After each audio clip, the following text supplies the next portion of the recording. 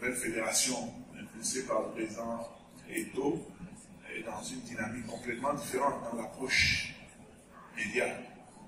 Je pense que vous avez remarqué qu'il n'y a pas des gens qu'on envoie sur les plateaux qui sont rémunérés à la semaine.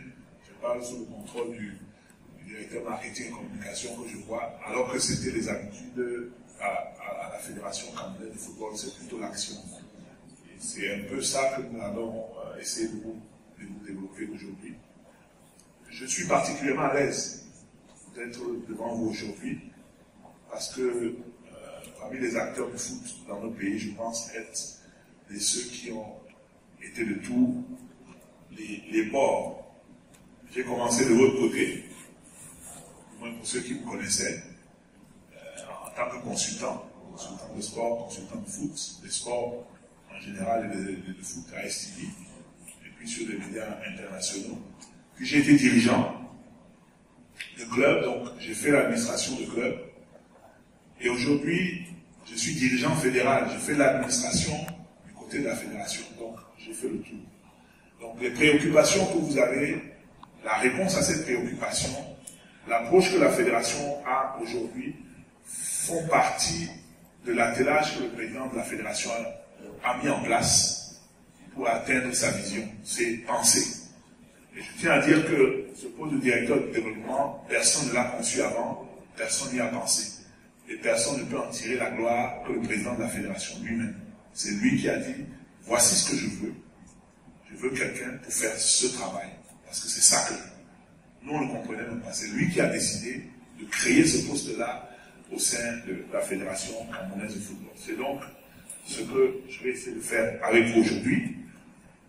Je propose, je ne sais pas ce que vous en pensez, mais que ce soit interactif, ça veut dire au fil de ma présentation, vous avez une question, vous m'interrompez, au lieu que je fasse toute la présentation et qu'on commence à poser des questions. Donc, au fur et à mesure, franchement, soyez free, posez la question, je réponds, j'éclaircis un peu, et puis on avance, on essaie de trouver le juste milieu là-dedans. Voilà le sommaire de ce que je vais faire, ce que nous avons prévu pour vous aujourd'hui. Les champs de développement du foot, les types de développement, vous pouvez regarder jusqu'au B-Soccer, Corpo Vétéran Football Jeune, l'arbitrage, la DTN, partenariat avec la presse, votre rôle, et bien sûr après le facteur X. Gustave, alors, voilà les champs de développement du football dans notre pays, au Cameroun. Et voilà. Le football professionnel, qui est la vitrine de la fédération, qui est l'élite de notre football, et qui est le cœur de métier en termes de visibilité de la fédération par rapport à son fonctionnement local. Parce qu'il faut comprendre que les Lions Incomptables, c'est la vitrine de la fédération, c'est vrai, c'est l'image de la fédération, mais le cœur du métier d'une fédération, c'est son football local. Et le football local, son élite, c'est le football professionnel. Et après, le football amateur. Mais c'est d'abord le football professionnel. Et c'est pour ça que vous remarquerez que, quelles que soient les fédérations, elles sont obligées de mettre un accent particulier sur le football professionnel. Et vous le comprendrez plus tard dans les développements. Sachez que, par exemple, à la FIFA, si vous n'avez pas un championnat d'élite, vous n'avez pas le droit à l'Assemblée générale à la parole. Vous devenez observateur. Vous devez organiser un championnat d'élite. Qu'il soit professionnel ou pas, c'est-à-dire un championnat de première division. Donc, c'est pour ça que c'est important et impératif que les championnats de première division d'élite dans les pays se jouent. Vous avez le football féminin, bien sûr, le football amateur, futsal, beach soccer, les compétitions, la DTN, l'arbitrage, le football jeune. Voilà. Il y a un pan qu'on n'a pas mis là-dedans parce qu'on est encore dans la réflexion et parce que on ne peut pas tout mettre en place immédiatement. C'est la médecine sportive. Ça rentre également dans les prérogatives de la direction du développement à la Fédération camerounaise de football. Comment on développe le football? Il n'y a pas la magie, c'est deux possibilités. Voilà comment on développe le foot. C'est les deux possibilités. La première, c'est celle qui a pris, c'est celle que les Européens, c'est ça qui a été mis en place depuis des années. C'est que vous développez votre football amateur, vous le structurez, et au fur et à mesure, vous allez vers les ligues pour créer une ligue de football professionnel. Parce que, in fine, l'optimum pour une fédération, c'est de créer une ligue de football professionnel ou une entité qui gère le football professionnel. C'est comme ça. Donc, la première possibilité, c'est que vous développez le football amateur. Mais ça prend du temps. Ça vous prend 30 ans, ça vous prend 40 ans. Là, on a essayé d'estimer à 20 ou 30. Je vous prends un exemple. Hein. La fédération française, le championnat de première division en France date de 1930. 1930. La première diffusion de matchs sur Canal+, c'est 1984. Regardez où nous sommes aujourd'hui, regardez où ils sont. Pour dire que ça prend du temps. La première ligue, telle que première ligue a commencé en 8. Bon, première ligue, ça c'est récent, pas très récent. Mais championnat de première division d'Angleterre professionnelle, c'est 1891. Avant ça, il y avait la British Champion League, Championship. Mais c'est depuis 1992 simplement qu'ils ont mis en place la première ligue et qui s'est transformée en la barre en 2007. Donc vous voyez que ça prend du temps. Et c'est pour ça que la deuxième méthode, et ça c'est la méthode des pays émergents comme les nôtres, ou des pays qui n'ont pas le temps d'attendre, comme les États-Unis par exemple, la MLS, c'est d'autres systèmes. C'est-à-dire que vous développez votre football professionnel, et son développement descend jusqu'à votre football amateur. C'est la méthode la plus facile. Pas la plus facile, disons la plus rapide. C'est pas qu'elle est facile, elle est la plus rapide. Elle vous permet de gagner en temps. Parce que le temps de développer le football amateur, de le structurer, de monter, entre-temps, votre élite doit être compétitive. Et il y a également le facteur financier, le facteur moyen. L'argent, c'est le football professionnel. C'est là-bas où vous pouvez avoir des droits télé en dehors des matchs des équipes nationales. Donc, si vous commencez par développer le football amateur, il vous faudra énormément d'argent et de moyens pour commencer à faire monter la suite jusqu'à arriver au développement de votre foot professionnel. Alors que si vous avez misé sur un certain financement, vous pouvez commencer par le sommet et faire descendre cette... Ça ne veut pas dire que vous ne vous occupez pas du football amateur, non. Mais vous commencez par le foot professionnel pour faire descendre la transformation de la vision de ce que vous avez jusqu'au football amateur. C'est ça qui explique ce qui se passe aujourd'hui et ce qui s'est passé hier. Vous êtes journaliste sportif, je pense que sur les 15 dernières années, je pense qu'il y a eu au moins 3 ou 4 exécutifs à la fédération. Et ça a toujours été un débat. Et voici l'occasion donc de comprendre pourquoi c'est. Vous voyez que toutes les fédérations, tous les exécutifs ont toujours mis un accent à financer le foot professionnel. C'est pas... Alors qu'ils sont des exécutifs différents, qui ont combattu les uns contre les autres. Pourquoi? C'est parce que c'est ça la solution. C'est de commencer par développer votre foot pro et descendre au fur et à mesure. Le financement. Qu'est-ce que nous trouvons? Qu'est-ce que nous avons trouvé? 90% des clubs sont en faillite. Étaient en faillite. Et le sont encore en réalité. C'est la réalité. J'étais président de club jusqu'à il y a encore un an. Un des clubs les plus populaires. Je vous dis, 90% des clubs, dans un fonctionnement normal, ne peuvent pas fonctionner. Et au Cameroun, il n'y a pas. C'est la réalité. Cessation de paiement, il n'y a pas de sponsor, il y a les subventions sont faibles. Oui. Excuse-moi de t'appeler toujours président, j'ai le même mal de t'occuper. Notamment sur ce volet-là. Oui. Je pense qu'il y a des choses simples à faire. Je vois ça peut-être mal parce que je vois ça avec ma position de journaliste. Combien de temps faudra-t-il pour que la Fédération camerounaise de football demande au club d'appliquer le cahier des charges? On va y arriver. Eh bien, on va y arriver. Ça, je te présente le tableau qu'on a trouvé. On va y arriver. Il y aura une réponse à ta question. Je te rassure. Ok. Je te rassure. Il y a une réponse à ta question. Je te rassure. Voilà. Je te rassure. Donc, voilà la situation que nous trouvons. Il n'y a pas de droit télé. Il n'y a pas de billetterie. Là, il n'y a pas de billetterie parce que le Cameroun était en construction pour les stades de la CAN. Donc, on ne pouvait pas utiliser les stades institutionnels. Et l'enveloppe des subventions est faible. Il faut savoir et rétablir la vérité. Je suis éminemment content de ce séminaire et de tout ce que d'autres intervenants, y compris notre grand frère du Sénégal, nous apportent. Ça va changer l'approche. C'est vrai, les subventions arrivent dans les clubs, mais je vous dis, les subventions telles qu'elles arrivent aujourd'hui ce sont moins de 20% du budget de n'importe quel club. C'est ça la réalité. Qu'on ne vous dise pas autre chose. C'est la réalité. La subvention de 560 millions, je la prends par exemple, le ministère des Sports au salaire des joueurs, était prévue pour 25 joueurs et en 4 heures, donc 22 joueurs, 3 en 4 heures, 10 mois pour 28 clubs lorsqu'elle a été mise en place. Aujourd'hui, il y en a 35. Donc directement, elle ne peut plus servir 25 joueurs pour 10 mois. Ça commence à descendre à 7-8 mois. Maintenant, les clubs également ont augmenté effectivement l'effectif. Même le Covid fait qu'on augmente les effectifs. Donc on passe déjà à 35-40 joueurs. Cette enveloppe. Et donc, quel est l'objectif de cette fédération?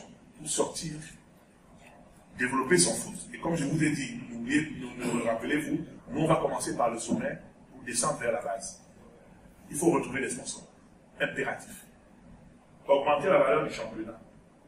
Augmenter la subvention des clubs, assurer la suivi du football amateur, valoriser médiatiquement le championnat.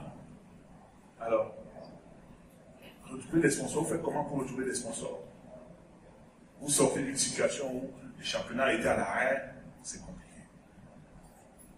Comment vous faites pour augmenter la valeur du championnat? Ça fait 3 ans que les champions ne sont pas désignés sur les stades. C'est une tâche herculéenne. Mais voilà l'objectif de la fédération.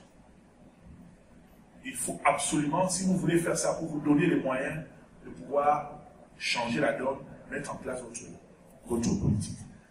À titre d'explication, il faut savoir que dans les budgets des fédérations, en termes de recettes, les fédérations, c'est sponsors et partenariats, environ 40, 50% par %. Droit télé, subvention État, FIFA. Je ne parle pas seulement du Cameroun, mais même la Fédération française, ils ont sorti leur budget il y a samedi dernier, c'est la même chose. Ensuite, pour les fédérations modernes, la subvention de la Ligue, parce que dans le football, dans tous les pays qui se respectent, les ligues sont plus riches que les fédérations. La fédération a le pouvoir, mais c'est la Ligue qui a les moyens. Parce que c'est la Ligue qui produit. C'est comme la FIFA et l'UEFA. La FIFA, c'est l'instance fêtière, c'est elle qui dirige, mais l'UEFA est largement plus riche que la FIFA, simplement avec la Champions League. Elle joue la Champions League chaque année. Le vainqueur de la Champions League gagne pratiquement 4 à 5 fois ce que le vainqueur d'une Coupe du Monde gagne. En termes de revenus globaux, si vous ajoutez l'ensemble des revenus de la Coupe du Monde et l'ensemble des revenus de la Champions League. Donc je disais, fédération, sponsor, droit télé, les subventions, les conventions avec la Ligue, et la billetterie, c'est pratiquement même pas 2%. Quand c'est les ligues, le premier, c'est les droits télé, ensuite les sponsors, et puis après, la billetterie. Quand c'est les clubs, les premiers, c'est les droits télé, les sponsors, ou l'apport des actionnaires, et après, la vente des joueurs. Donc c'est pour que vous compreniez l'importance pour la fédération dans son développement, d'avoir et de retrouver des sponsors pour gérer son activité. Le football professionnel, qu'est-ce que nous trouvons? Une ligue dissoute, à laquelle d'ailleurs nous avons un tout petit peu contribué. 2 divisions, 38 clubs, c'est énorme. 25 en première division, 13 en deuxième. Les finances exemples, les salaires sont impayés, les joueurs sont impayés. Donc du coup, l'exode de tous les talents, on a des joueurs qui partent pour le Burundi, qui vont en île Maurice. Donc, c'est grave, la situation est catastrophique. Qu'est-ce qu'il faut donc faire? Quel est notre objectif? Où est-ce qu'on veut aller? Le président de la fédération, quand il est arrivé, il a dit, OK, il y a eu tout ce micmac administratif, juridique, je ne veux plus savoir, c'est pas grave, on ne va pas rentrer dedans. Nous ne voulons pas prendre le risque de nous faire des procès, de nous taper des procès avant le démarrage. Je vous rappelle qu'à la fin de la saison dernière, au moment où on voulait jouer les playoffs, vous êtes bien au courant, quand l'Union descendait, Tonnerre et tout ça, il y avait des procès, Stade Renard, Eddy. Le président décide donc, écoutez, on va donner une feuille blanche. Aucune équipe ne descend. Mais on repart de zéro. C'est pour éviter, c'était pour couper le cordon des conflits interminables qui allaient gêner le démarrage de la nouvelle saison. Les gens n'ont pas compris, mais c'est la même approche qu'il a eue avec les gens de 2009, c'est-à-dire essayer de régler le problème de conflit sans avoir à aller au tribunal. Donc, cette mesure-là a créé l'apaisement et a donc mis fin à tous les conflits juridiques qu'il y avait. Mais l'objectif, il est clair. En 2025, on veut 16 clubs en première division. C'est clair. Ça commence cette année. L'année prochaine, on démarre avec 22. L'année d'après, 19. Pour arriver en 2025 avec 16 clubs. En 2025, il n'y aura plus de ligue il n'y aura plus de deuxième division. C'est clair également. Parce que c'est financièrement irréalisable. Ça ne sert à rien de mettre de l'argent dans 2 ligues de 20 clubs où le nivellement sera vers le bas, au lieu de mettre de l'argent sur 16 clubs à qui vous allez donner le maximum, mais qui vont porter le Cameroun pour arriver au niveau continental et redonner de la gloire au football camerounais. Donc, à ce moment-là, on aura des super ligues régionales qui comprendra les régions, c'est-à-dire par exemple le Grand Ouest, Sud-Ouest, Nord-Ouest, Sud-Ouest, Nord-Ouest, Ouest. Pardon?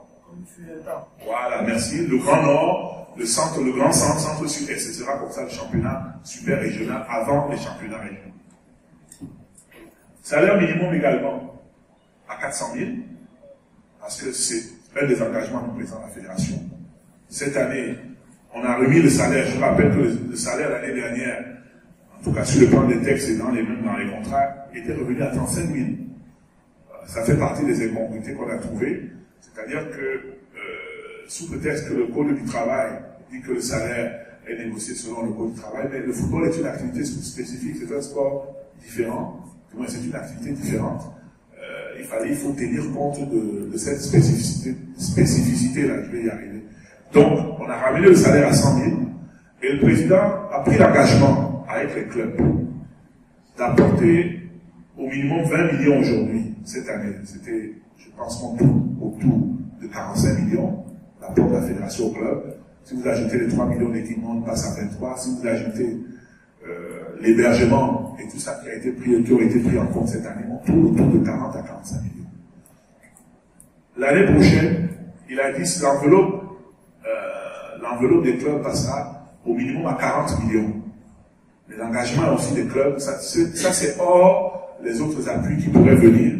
Mais l'engagement des clubs également, c'est de faire passer le salaire de 100 000 à 200 000.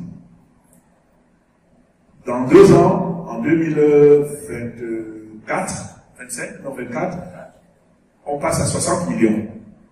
Mais le salaire minimum également passe de 200 000 à 300 000.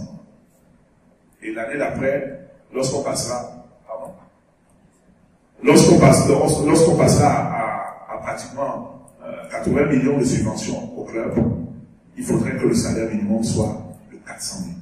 Et l'objectif, c'est de garder les joueurs au Cameroun, que le footballeur camerounais, et ça c'est le salaire minimum. Ça veut dire que si vous êtes un grand joueur, votre club devrait pouvoir vous donner 800 000 de salaire, 700 000, ça c'est votre entente avec le club. C'est pour éviter d'avoir des gars qui vont en Tanzanie, à Zanzibar, pour dire qu'ils vont aller jouer au football. À terme, le cahier de charge dont tu parlais, Emile, c'est pour avoir les clubs compétitifs sur le plan africain, sur le plan administratif. Et ça commence dès cette année. Vous allez voir, pour le démarrage de la prochaine saison, il y aura des engagements qui doivent être pris par les clubs. Et on va partir sur une possibilité pour les clubs de ne pas prendre part au championnat, les relégations administratives. Ça commence dès la saison prochaine. Le cahier de charges graduel, on ne peut pas tout l'exiger d'emblée. Il y a un cahier de charges graduel qui va être donné au club. Et je vais vous passer la parole. Et on va y aller progressivement. Le but final, en 2025, c'est d'avoir un modèle économique viable. C'est également une des recommandations de la FIFA.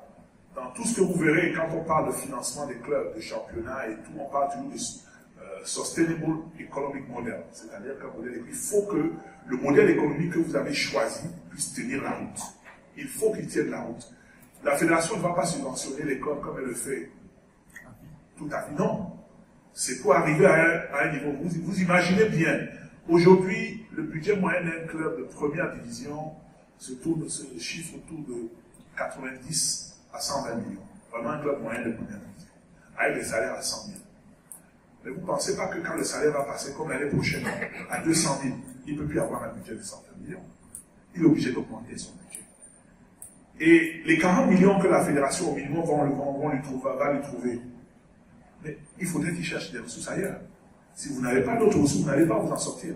Donc ne pensez pas que la fédération vient pour donner de l'argent parce qu'il est non. C'est que le modèle économique que nous avons choisi de développer le foot par le haut oblige la fédération à faire cet accompagnement-là pour élever le niveau, resserrer le sommet afin d'atteindre son objectif. On est ensemble? Là-dessus, je voulais vous dire par exemple que quand je parle de modèle économique viable, Émirats Arabes Unis, ils ont les ronds. C'est un pays riche. Sachez donc que aux Émirats Arabes Unis, l'État subventionne 90% du budget des clubs. C'est un modèle économique. Les clubs sont dirigés par les chèques, qui sont un peu comme les chèques traditionnels. Chacun a l'obligation de prendre un club. Et l'État, je vous parle de, je ne sais pas, 90% du budget est financé par l'État. 70% va dans les salaires. Ça, c'est un modèle économique. C'est un choix. Leur objectif, c'est tous les 5 ans de faire baisser cette subvention-là pour arriver, ils espèrent, dans 8 ans, à le sustainable economic model où le club, tout seul, pourra trouver ses ressources pour s'autofinancer. Mais en attendant, ils font cet accompagnement. Je vais prendre un contre-exemple, c'est en Suisse. En Suisse. Le CAV de Genève, son modèle économique, ils n'ont pas un sou. Ils n'ont pas un sou. Quand je dis ils n'ont pas un sou, c'est au niveau des clubs européens. Qu'est-ce qu'ils font? Ils ont 3 paliers de recrutement de joueurs. 1, ils se basent sur leur académie. Ils ont des joueurs qui leur coûtent en réalité 0 francs. 2, des joueurs qui ont envie de se faire voir. Et donc, qui vont également leur coûter 0 francs. Ils prennent des joueurs libres, mais qui sont de 23 et 25 ans, qui veulent utiliser le CRF de Genève pour rebondir. Et 3, ils prennent 4 ou 5 joueurs un peu capés, à qui vont donner une prime de signature, et qui vont former, encadrer le reste de l'équipe pour les amener vers le sommet. Moi, je l'ai découvert lorsque, pendant les présentations de notre séminaire FIFA, j'étais à la zone de voir qu'un club comme le CRF de Genève n'est pas en mesure de payer les indemnités de transfert. Donc, il est obligé de trouver ce modèle-là pour pouvoir survivre. C'est ce que, en son temps, j'avais essayé d'amener à l'Union sportive de Douala, et j'avais été totalement incompris parce que je savais que nous n'avions plus de moyens de pouvoir avoir une politique onéreuse de transférer les joueurs, de les prendre. On prenait des joueurs d'académie et je prenais les joueurs dans d'autres académies à côté. Et j'avais 3 ou 4 cadres parce que c'était la seule façon de pouvoir, sinon le club ne peut pas tenir. Donc, l'idée, c'est que chaque entité doit créer son modèle économique viable pour l'amener à terme à une forme d'autosuffisance. La fédération accompagne, vous mettez le cahier de charge et vous amène vers cela. Mais vous également, vous avez des efforts que vous allez devoir faire pour pouvoir rester au sommet, pour pouvoir rester en élite. Vous avez une question, je vous l'avais interrompu. Ouais. Je voulais finir cette... Vous savez, c'est intéressant d'expliquer la politique, mais il est aussi important d'expliquer comment on trouve les moyens pour réaliser cette politique. Aujourd'hui, on a une fédération, vous avez dit, on a une fédération qui est plus attractive. Ce que vous avez expliqué là tout à l'heure. Donc, on a trouvé une fédération qui était plus attractive. Elle ne l'est pas devenue en 5 mois. Donc, pour l'instant. Laissez-moi finir ma présentation. D'accord. Vous trouvez de l'argent, c'est-à-dire. Je vous pose une question, simplement. Entre la fédération que nous avons trouvée sans sponsor, pratiquement, financièrement exemple, est-ce que vous voyez aujourd'hui, vous avez vu une forme d'attractivité? Vous ne voyez rien? Si, mais ce n'est pas mon chemin. Non, ce que je voulais dire, c'est que c'est pour vous répondre, vous dites vous trouvez où, mais... Donc, voilà, parce que ma question devait être concrète. On dit que l'argent sort de la bouche du président de la fédération. Est-ce que c'est vrai? Non. l'argent ne peut pas sortir de la poche du pays, il n'est pas venu pour faire sortir l'argent de sa poche pour régler les problèmes de la fédération. Maintenant, tout dirigeant, quand vous dirigez une organisation, il peut vous arriver de faire des dons ou bien d'apporter ce que vous voulez. Ça, vous ne pouvez pas gérer. Il a une famille, il ne va pas venir, il aime bien le Cameroun, et il a des cercles et des réseaux pour faire preuve de la générosité qu'on lui connaît. Mais pour gérer. L'objectif en 2025, c'est d'avoir fait 2000 clubs. Au jour d'aujourd'hui, nous sommes à la date d'aujourd'hui, précisément ce matin, le dernier des comptes, bon, le nombre de clubs ne va pas beaucoup augmenter. Nous sommes à 950 clubs déjà, cette année. 28 000 licenciés à la date d'aujourd'hui. 28 000. Nous en aurons, nous l'espérons, en fin de championnat, on sera autour de 33-34 000 licenciés. Mais à la date d'aujourd'hui, nous avons 28 000 licenciés, avec 3 000 licences en attente de pression. Donc, on tourne déjà autour de 31 000 licenciés. Mais je vous dis, à la fin de la saison, on sera probablement 33, 34 000, parce qu'on n'a pas encore fait le beach soccer, ni le futsal, ni les corpos et vétérans, donc ça va nous amener à d'autres licenciés. Monsieur le directeur, vous êtes quand même conscient que c'est très faible quand même pour un pays comme le Cameroun. Oui, mais je vous parle de... Vous n'allez pas nous faire résoudre les problèmes des autres. Je vous dis que nous sommes partis. Et je vous montre où est-ce que nous voulons aller. Et je vous dis à quel niveau nous sommes à la date de samedi 26 juin. S'il vous plaît, c'est cumulé football féminin masculin. Je vous dis, l'ensemble des licenciés...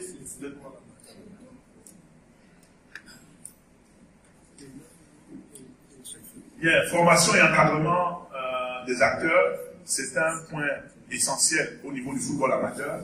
Et ça vous explique encore pourquoi est-ce qu'il faut commencer d'abord par le haut. Là, vous ne formez que 35 personnes. Dans cette dynamique-là, dès la semaine prochaine, il y a le séminaire de formation des responsables administratifs des clubs au système TMS et FIFA Connect. Parce que le grand problème que les clubs rencontrent, c'est l'enregistrement des joueurs. Parce qu'il faut le faire en ligne. Donc, les clubs amateurs ne sont pas outillés. Déjà, certains clubs professionnels ont des problèmes, mais les clubs amateurs, c'est très grave. Et donc, je vais vous dire qu'est-ce qui se passe. Et tout ça fait partie de ce qui corrompt la compétition, qui tue le football. Aujourd'hui, au Cameroun, dans les 10 ligues, les responsables de la fédération, avant même, donc ça on a mis un terme au niveau fédéral, les responsables des cellules de licence, c'était eux qui faisaient les licences pour les clubs. Comment un responsable qui est supposé être neutre va faire les licences pour les clubs? Ça voudrait donc dire que pendant la compétition, le club qui a plus de moyens peut même te demander de retarder ou de ne pas enregistrer les licences d'un autre club, et tu vas le faire. Ou alors, qu'est-ce qui se passait? Vous venez faire vos licences hors délai. Puisque vous n'avez refusé de payer quelqu'un dans votre club pour le faire, vous prenez un gars à la fédération. Il vous fait la licence hors délai, il vous la donne. Sauf que son ami est président d'un autre club. Et il va jouer contre vous. Il dit que non. Jean-Marie, tu sais que la licence de Jean-Marie, là, elle a été faite hors délai. Donc voici le niveau de licence à la date. Le jour où vous jouez, vous êtes surpris, vos adversaires portent des réserves de qualification contre vous, comme par extraordinaire. Voilà les choses qui se passaient. Dans les ligues régionales, les responsables administratifs, je prends un exemple, je cite un exemple, quelqu'un qui, si Bogossian, dans la Ligue du Centre, tombe malade, le centre s'arrête. Le seul qui s'est fait. Je dis, Ligue du Centre, je vous donne un exemple. Si Bogossian tombe malade, il n'y a pas de football au centre. C'est un problème. Ce n'est pas normal. Il ne travaille pas à la fédération. Mais c'est le seul qui sait faire. Ça, ce sont les choses que nous avons décidé, auxquelles nous avons décidé de mettre un terme. Et dès à présent. Alors, président, entre parenthèses, pourquoi ne l'on pas le recruter à la fédération? Ça ne va pas résoudre le problème. Ça commence déjà par résoudre. Ça ne résout pas le problème. La résolution du problème, c'est de former les clubs. Mais bien sûr, maintenant, si l'occasion se présente, mais la solution, c'est de former les clubs. Et c'est ce que je vous dis, par exemple, dès la semaine prochaine, ça commence avec les clubs de la Damawa et du Nord. La question de M. Nguema nous emmène justement au délit d'initié. Si maintenant c'est à la fédération, il vient de vous l'expliquer, et c'est de prendre la licence. Et la FIFA veille sur ça. La CAF veille sur ça. Elle est intransigeante. Donc, non, la fédération n'y est pas. C'est pas sorti. I think Mr. President, yes, sir. on this issue of licenses, I think the Bureau started with some training because I benefited because I'm a executive of the club, the extension of Liverpool Plus Institution, that is LIFCA, where we're undergoing training on how to process license online. When was that? I think that was last 2 years. Yes, but it was just 1 day, which is not enough. But I think the federation needs to continue on that same process so that the more people are trained, like in Southwest, we have just about 4 of us that out of 31 clubs that we have in Southwest, if the 4 of us are not there, it's very difficult to produce licenses. And then secondly, I think the federation should start thinking of how to digitalize the license production. It is another system because at times when you compare documents, put them online, you need to call the central office that's validated and then printed at the regional level. That process of calling, there's a lot of discrepancy. That is a lot of problem to the clubs concerned. I think the federation, seeing automatic football development, the process should be very, very easy and simple so that clubs should not face difficulty because if you look at this present situation, what some club went through, I'm speaking because I'm a club executive, went through hell. It took us and almost thank God that the deadline were extended, I think 2 or 3 times. And because we knew that things were passing through hell. So in order to stop this, I think we need more people to be trained and the regional bureau, the food agent should be empowered to look at all these things and then go ahead with the production of licenses, at least to ease all these difficulties. I agree with you. I totally agree with you. But let me just, first of all, there's no problem. There's nothing wrong if there is only 4 of you in Southwest that are treating for 31 clubs. There's nothing wrong. You are not working for the FA. What is wrong is for a guy from the FA to be putting licenses for clubs. You understand? So that's on the first, that's first postulate. I mean, that is not wrong. Now we need to develop many people, and that's why we're doing the same thing. So let me first clarify. The problem is that we have executive staff from the FA assisting clubs. Is wrong. Secondly, the decentralization you are talking about has a problem. You cannot start to put new measures and you begin to decentralize. You will not control. We need to control the licensing system. And you are from Southwest. Yes. Let me mention it. Can I? A case now. There's a club in Southwest that I use 1 license to play with 7 different players. Yes, we're forthcoming. No. Yeah, we're forthcoming. No, Yes. I'm saying now in Southwest, a club use 1 license. It just changes your picture, the same number, and it plays matches. You're very correct. And we've caught him. Yes. On that Trapezo club. The homologation commission will take it. There is 0 tolerance for fraud in this administration. 0. 0 tolerance for fraud. Let's say you are laughing, you know. Le prochain point dont je n'ai pas parlé ici, c'est les indemnités de formation. Voilà un autre chantier.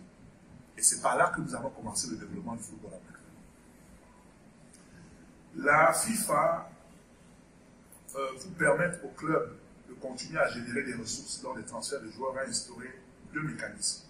Un, c'est les indemnités de formation qui sont payables lors de votre premier contrat pour à moins de 23 ans. 2, c'est les mécanismes de solidarité qui sont l'ensemble des indemnités que vous recevez chaque fois que votre joueur est transféré. Lorsqu'il quitte une association, vous recevez 5% du montant global de l'indemnité de transfert. L'ensemble des clubs par lesquels votre joueur est assis. Ça, c'est une forme de solidarité de la FIFA pour aider nous, les clubs pauvres, pas seulement nous, c'est-à-dire les clubs pauvres, parce que même un club comme Bondy, aujourd'hui, est suffisamment à l'aise au niveau amateur à cause de Kylian Mbappé. Parce que voilà, le fait qu'il soit transféré génère des... Donc au niveau local, la fédération a mis en place une superbe initiative qui était l'indemnité de pré-formation, qui permettait donc, lorsqu'un joueur amateur signe son contrat pro, si c'est en Ligue 1, c'est 1 million que le club pro doit verser au club amateur, si c'est en Ligue 2, c'est 500 000. Sauf que les clubs n'ont jamais payé cette indemnité. La licence amateur est annuelle, c'est-à-dire qu'à la fin de la saison, le joueur est libre de s'engager là où il veut. Donc du coup, les clubs amateurs qui n'ont déjà pas de subvention, n'ont pas de revenus, n'ont pas de ressources, forment les joueurs. À la fin de la saison, ils n'ont plus rien. Les clubs viennent, prennent 15 joueurs et partent. Donc le gars, il est obligé de recommencer. On a fait une étude cette année, dès qu'on est arrivé, en termes de volume de transfert, c'est-à-dire le volume d'indemnités de formation qui aurait dû être versé au football amateur cette saison, 350 millions. 350 millions, c'est-à-dire le volume de joueurs qui ont quitté le football amateur en termes financiers vers le football pro où il y a eu 0 franc payé. Le président, on lui a présenté ça, il a dit effectif. Donc dès l'année prochaine, ce sera systématique. Vous prenez un joueur du football amateur, la fédération, c'est même dans les règlements généraux, a d'autorité la possibilité de défalquer sa nouveau gain à la de nouveaux revenus à la fédération et de payer le club amateur. Qu'est-ce que ça va faire? 1. Vous ne viendrez plus prendre 15 joueurs dans un club. Parce que ça ferait 15 millions si vous êtes en première division. Vous n'en prendrez qu'un, s'il est vraiment bon. Ça veut dire que 14 autres joueurs vont rester dans leur club, malgré le fait que la licence est annuelle. Donc le gars du football, le président du club de ligue départementale ou régionale, va garder le corps de son effectif. Avec les nouveaux joueurs qu'il va amener, pour peut-être monter la saison prochaine. Bref, il sera plus fort. S'il est plus fort, les autres sont plus forts. Le championnat départemental ou régional devient solide. Pour donc devenir champion, il faudra être beaucoup plus fort. Voilà la clé qui va permettre la sortie de l'ornière du football amateur. Cette indemnité de préformation que nous allons rendre effective dès la saison prochaine.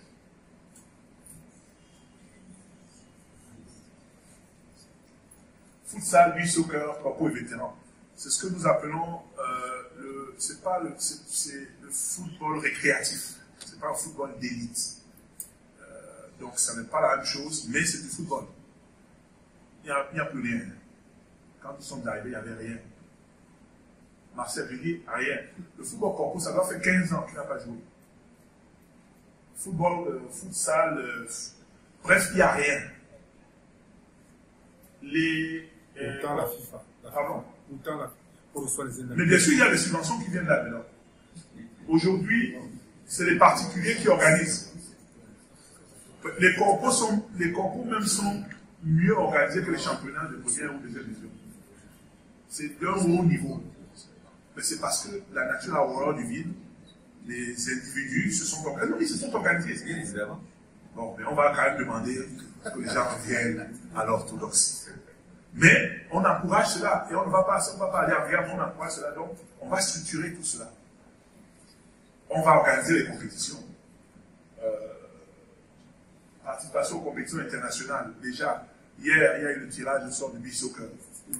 Nous jouons contre le Sénégal. Mais c'est parce que la fédération a engagé une équipe. C'est parce que la fédération veut jouer. Nous allons jouer c'est en juillet contre le Sénégal, champion d'Afrique. Pardon? Effectivement, c'est Angers, là, je vois que je voulais effectivement emboîter le pas pour poser effectivement la question. Quels sont ceux qui vont jouer effectivement dans les Non, mais il y a un entraîneur national, je vous dis que les particuliers, il y avait des particuliers qui avaient pris en charge le vide qui avait au niveau de la fédération. Il y a une ligue qui organise beaucoup moins vétérans. Je suis au beach soccer. Pas de beach soccer. Je vous dis, je suis d'accord, la Ligue de 2-0 est même une ligue nationale qui s'organise dans les écrans dans tout le Cameroun. Mais il faut revenir à l'orthodoxie. C'est bien, mais maintenant qu'il y a une fédération qui sait ce qu'elle veut faire, on va revenir à l'orthodoxie. Mais je voulais parler de beach soccer pour dire, quelle est donc la solution, mon cher Guéma? On dit donc que comme il n'y a pas de beach soccer, on commence à créer des équipes de beach soccer. Quand il y aura un championnat de beach soccer, le Cameroun va participer aux compétitions africaines. Ou bien on utilise la théorie qu'on a utilisée pour le football professionnel, c'est-à-dire, il y a un championnat, on va y participer. Ça commence à réveiller les acteurs du beach soccer et on commence à créer les ligues et les clubs. C'est la stratégie que la fédération a choisie. Le futsal, il n'avait jamais de recoupement depuis 5 ans. Il y a eu le premier recoupement externe en mars. Et ça me permet excusez-moi, de vous demander, de féliciter en public et de vous demander, interviewez-le, cherchez-le. Il y a un entraîneur ici, un entraîneur national, l'UEP. Franchement, si on avait ce genre de personnes dans toutes les sélections, le Cameroun serait déjà champion. Je n'ai pas encore vu d'entraîneur aussi passionné aussi structuré. Il est un parent, il est même pas entraîneur, il est. Non, mais structuré. Je vous dis, quand il vous fait un état, c'est structuré. Le projet est là. Vous savez exactement ce qui est en train de se passer au futsal. Il y a également lui et Wané au beach soccer. C'est vraiment des gens qui sont un peu abandonnés, mais voilà. Au moins, il y a un nouveau président de la fédération qui a. Excusez-moi, c'est comme si j'ai un chat là. Qui a compris un peu que tous les footballs doivent se jouer. Et donc, nous sommes dans cette dynamique-là. Question? Oui. Justement, vous en parlez, futsal, beach soccer. Comment est-ce que vous voyez dans le retour dans votre dossier? Comment ça se passe? Comment est-ce que vous avez planifié ça? Autant vous avez planifié, vous êtes allé sur les victoires, les tours, football féminin et autres, mais là on ne voit pas la visibilité sur comment est-ce que vous rentrez dans votre dossier. Est-ce que vous allez fonctionner sous forme de regroupement point de départ pour essayer de faire en sorte que la chose revienne dans les esprits des gens, parce qu'il y a beaucoup d'amoureux de futsal et autres, il y a des plages un peu partout abandonnées, des plages artificielles qu'on peut faire. Qu'est-ce que l'Africa Foot prévoit également sur le long terme jusqu'à 2025, l'échéance du... La première chose, c'est d'abord la participation aux compétitions internationales. Parce que nous savons que dès que c'est la compétition internationale, les acteurs sont motivés. Donc c'est pour ça qu'on a engagé, on a dit aux équipes de futsal, aux entraîneurs, d'engager le Cameroun aux compétitions internationales. Donc en futsal, on est engagé, en beach soccer, on est engagé. Ensuite, il y a les championnats qui vont organiser les regroupements, qui vont être organisés.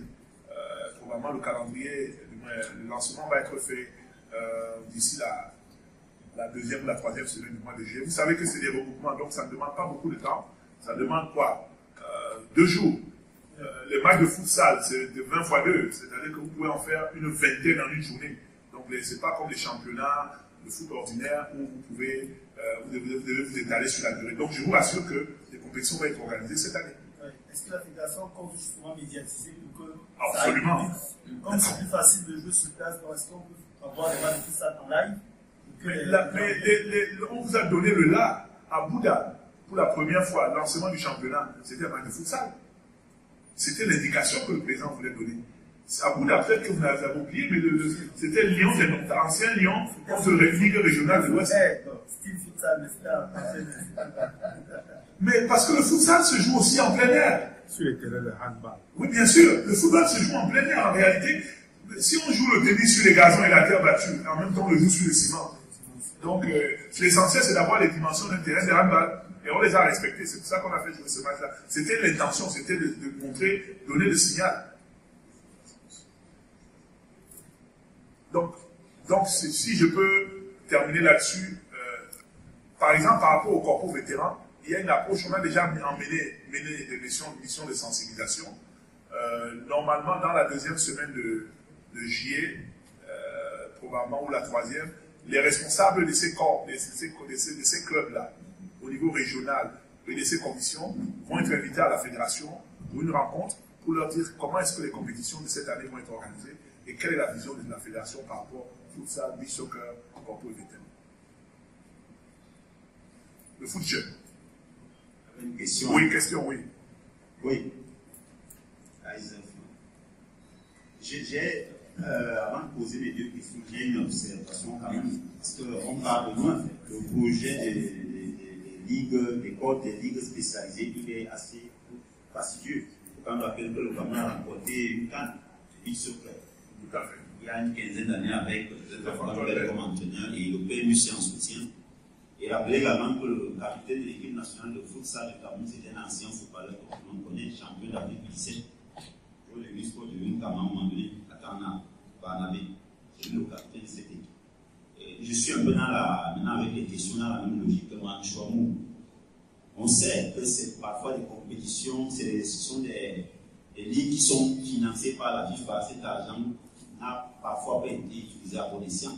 Moi, je me souviens encore d'il y a presque 2 ans où le Cameroun n'a pas pu aller disputer un match international qualificatif pour une canne en Guinée équatoriale à cause d'une boutique somme de 3 millions de francs CFA que la fédération de l'époque n'avait pas pu payer, c'est-à-dire 12 personnes pour aller à Malabo. Ça n'avait pas été fait. Est-ce que, au-delà de tout ce est-ce qu'il y a des certitudes que vous allez quadriller au territoire? Parce qu'il y a des futsaleurs, des jeunes de beach soccer un peu partout. Et de deux, parlant des indemnités de formation, on sait que c'est vraiment un problème depuis plusieurs années. Il y a beaucoup de, surtout dans le monde amateur, qui souffrent. On salue déjà l'initiative. Mais est-ce que vous ne pensez pas que vous limitez juste au retour, hein, on va le dire comme ça, sur l'investissement entre les clubs amateurs et types professionnels de chez nous? Est-ce que vous ne pouvez pas aller plus loin? Parce que ce qu'on a remarqué, c'est qu'il y a des joueurs parfois qui sont passés par les clubs. Je vous prends un cas que je connais très bien, Michael Gandou. Lorsqu'il va à la Gantoise, je ne sais pas ce qui s'est passé, mais son club formateur, Diaboulou du Marois, avec la complicité, certaines personnes à l'époque à la fédération avaient interverti le nom des dirigeants. C'était plus libre que tout le monde connaisse que le Minda. On a plusieurs cas comme Sanjay Clinton, qui sont tellement nombreux. Est-ce qu'à ce niveau, la FECAFOOT va s'assurer que les pauvres clubs amateurs, qui parfois forment ses enfants, et lorsqu'ils arrivent à maturité, il n'y a pas de dividendes à leur niveau? Est-ce que la FECAFOOT va vraiment prendre des garanties, des garde-fous nécessaires pour que les clubs amateurs des DE puissent quand même bénéficier de cet argent? Je ne sais pas quelle autre garantie vous pouvez avoir. Nous arrivons, je vous dis, la première chose que nous avons fait, on a fait l'état des lieux. Je vous ai dit, 350 millions auraient dû être payés au football amateur cette année. Ça veut dire qu'on a calculé. Et le président a donné des instructions. Dès l'année prochaine, c'est systématique. C'est-à-dire qu'on n'a même plus besoin d'attendre. Lorsque l'établissement des licences se fait, les textes disent que les clubs ont 15 jours. Donc le club professionnel a 15 jours pour régler l'addition. Il ne la règle pas, la fédération d'autorité va le faire. Donc il n'y a pas une garantie au-delà de ça. Mais ta question me permet de rebondir sur un autre aspect.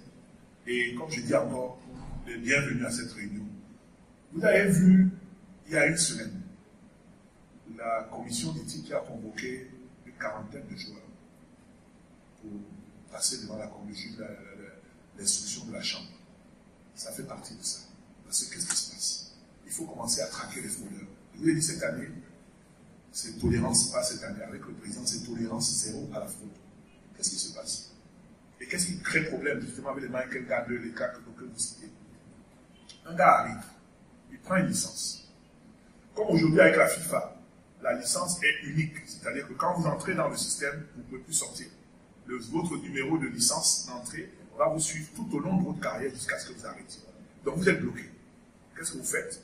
Vous partez au quartier, vous changez rapidement un acte de naissance, vous revenez et vous remettez une autre identité. Sauf que vous avez joué à Sable de Gelmeduka pendant 2 ans. Mais vous avez une licence. Quand vous revenez avec votre nouvelle licence pour jouer dans le Tonnerre de Yaoundé, avec votre nouveau nom, vous avez tué Sable de Gelmeduka. Donc lorsque vous devenez pro, vous partez en Belgique ou en France, première indemnité de formation a été payée, boum, il y a problème. Stade vous voit, il dit mais comment? Mais c'est un joueur! Le club de Yaoundé dit que mais quel joueur? Vous revenez à la fédération. Nous sommes en train de régler, je ne vais pas citer parce que ça reste quand même des affaires, mais nous sommes bien à moins 4 cas d'internationaux que nous sommes en train de régler actuellement à la fédération pour harmoniser le passeport, pour tenir compte des clubs qui ont été spoliés. Donc, si on veut faire des omelettes, il faut casser des œufs. Les clubs et des joueurs doivent être sanctionnés pour cette fraude-là. Il faut que les gens aient peur de frauder. Il faut que les gens aient peur de faire le faux. Si vous faites votre jugement supplétif, parce que c'est ce qui se faisait avant, ça vous regarde. Si vous apportez un jugement supplétif, la fédération est dans l'obligation de l'exécuter. C'est une décision de justice. Mais vous faites un acte de naissance. Il y a des médecins, des documents de médecins qui sont scannés, 50, c'est-à-dire on le vend ici à 1000 francs. Le même médecin a signé une seule fois, mais le même document sert pour 15 joueurs dans le même club. Tout ça, nous traquons ça aujourd'hui à la fédération. C'est pour vous rassurer que cette fédération, il n'y a pas moyen. Et je vous dis, si vous êtes dans les clubs amateurs, vous devez le sentir. Je parle sous le contrôle de mon ami du Sud-Ouest. Vous devez sentir que ça a changé à la fédération. Les mêmes gars que vous pouviez appeler pour gérer des dossiers en une place, comme on dit en latch, ils vont vous dire maintenant que ce n'est pas possible. Là, c'est fort. Parce que le président a dit, je ne veux pas savoir ce que vous avez fait par le passé. Je vous donne une feuille blanche. Mais si vous faites la moindre erreur, je vous mets dehors. Donc chacun est prévenu. Chacun est prévu. Oui, il y a deux questions, d'accord, oui. Non, d'abord, il y a l'état avant toi, bio, je crois. Merci. Oui, après. Président, Oui. je crois que ça Non, reste. c'est bon, oui. Ça reste, non? Bon, c'est pas grave. D'accord. J'aimerais revenir sur. On parle là des questions de transfert et autres. Alors, vous avez dit qu'il y a des problèmes, transfert de ci, d'identité, de ça, et parfois ça traîne tellement qu'à un moment, on se dit, est-ce qu'on va laisser partir l'argent? Et on a connu FECAFOOT FC, avec certains dépôts, FECAFOOT Academy. Est-ce que, dans la logique actuelle, on pourrait encore avoir cette FECAFOOT Academy? Première préoccupation. Deuxième, c'est au niveau de l'autonomisation des ligues. Parce que vous parlez du foot amateur. Oui, on va se battre pour que le million ou le demi-million exigé soit reversé à ces clubs. Maintenant, il y a un gros problème. Quand vous discutez avec les présidents de ligue et autres, on vous dit l'autonomisation n'est pas possible dans le contexte actuel. Vous qui êtes en charge de ce développement, est-ce qu'on va vers l'ouverture pour permettre à ces ligues d'avoir des partenaires, des entreprises qui pourraient les accompagner, peut-être pas à la dimension des clubs professionnels? Et pour terminer, les clubs professionnels, comme le veut l'appellation, il est question qu'en 2025, que nos petits frères touchent minimalement 400 000. Nous savons ce que ça demande comme investissement à plusieurs niveaux. Aujourd'hui, il n'y a plus de foot, il n'y a plus de sport sans médiatisation. Qu'est-ce que vous entendez faire pour que ces présidents de clubs qui ont peur, permettez-moi de le dire, de la médiatisation, puissent comprendre que cette médiatisation les aide plus que cela ne les dessert, parce que parfois on a peur en se disant, si on prend un journaliste à qui on confie, ou une équipe à qui on confie le volet médiatique de son équipe, il peut être au fait de beaucoup de choses et que ça peut nous empêcher X ou Y. Donc, Président, j'ai compris les trois questions. Merci. Merci. Alors, je commence par la fin. C'est le séminaire que nous sommes en train de faire. Je le redis encore. Et, ça fait partie de ça. Et si le président du club ne comprend pas l'intérêt pour lui d'avoir la médiatisation, il n'aura pas de moyens. Et s'il n'a pas de moyens, il ne remplira pas le cahier des charges. Il ne remplira pas le cahier des charges, il sera relégué administrativement. Donc, il n'y a pas de problème. Ne vous gênez pas, on viendra vers vous, ils viendront vers vous. Ça, pour moi, ce n'est pas un problème. Et je parle de mon expérience de président de club. Ça doit... j'ai eu un moment, je crois qu'il a été team presse à l'Union de Douala. Comment il s'appelle? Non. Charles Douglas. À ses débuts. Donc, parce qu'on avait compris qu'il fallait ça. Donc, ne vous inquiétez pas là-dessus. Ça sera systématique. Ceux qui ne s'arrimeront pas sortiront du système tout seuls. Le deuxième point, c'est la peur sur l'autonomisation. Il n'y a aucune peur à avoir. Mais on ne peut pas mettre en place ce qu'on veut mettre en place en même temps on lâche les chevaux. On est obligé de contrôler. Mais les ligues sont autonomes. Elles sont autonomes dans la gestion de leur budget. Maintenant, il ne faut pas que les gens vous parlent de la recherche des sponsors. Qui commence par trouver? Le directeur marketing, il est là. Qui commence par trouver, informe la fédération. Voilà, on veut faire nos playoffs là, ou bien la finale. Nous avons des sponsors. Il ne faut pas seulement que les gens disent que donc il faut qu'on nous laisse la liberté, qu'on trouve des sponsors. Trouvez déjà des sponsors et voyez la réaction de la fédération. On va les accompagner.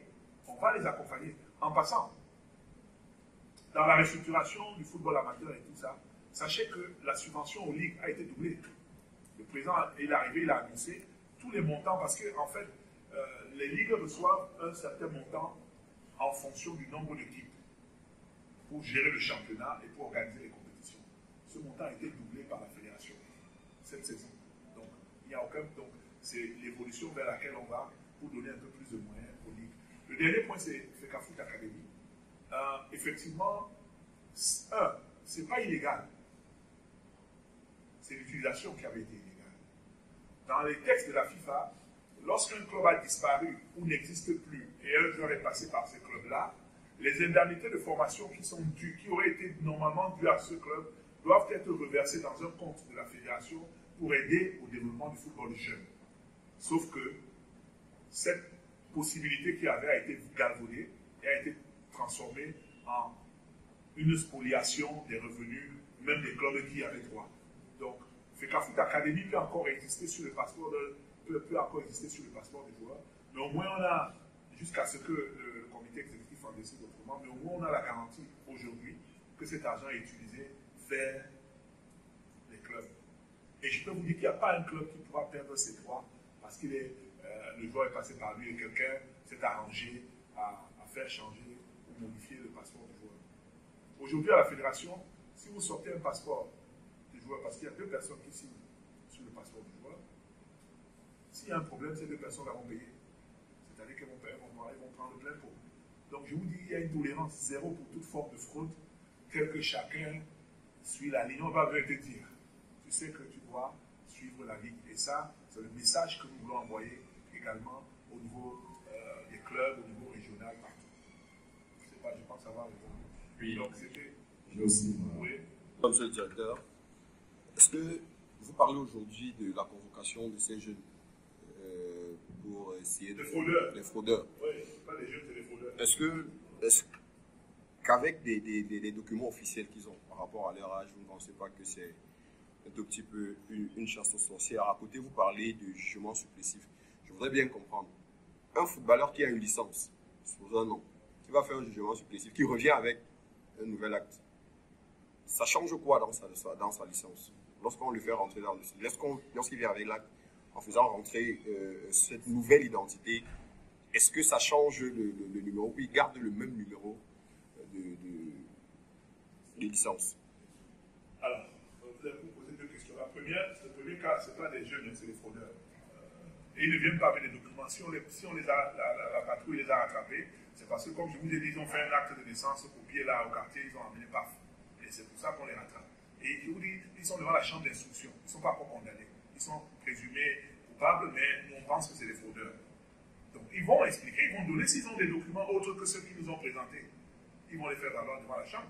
Certains vont probablement être disculpés. Ça, c'est le premier cas. Maintenant, ce que vous dites, dans le cas de ceux qui ont des jugements supplétifs, on ne peut rien.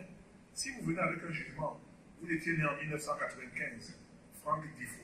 Maintenant, vous venez, vous dites que voilà le jugement que j'ai, certificat de non-appel, machin, je m'appelle Éric Martial Franck Difo, né en 99. Vous devenez né en 99 dans notre système, on n'a pas le droit. Nous ne sommes pas un tribunal, c'est l'État du Cameroun qui a décidé dans les décisions. Vous avez maintenant une nouvelle identité, donc une nouvelle licence.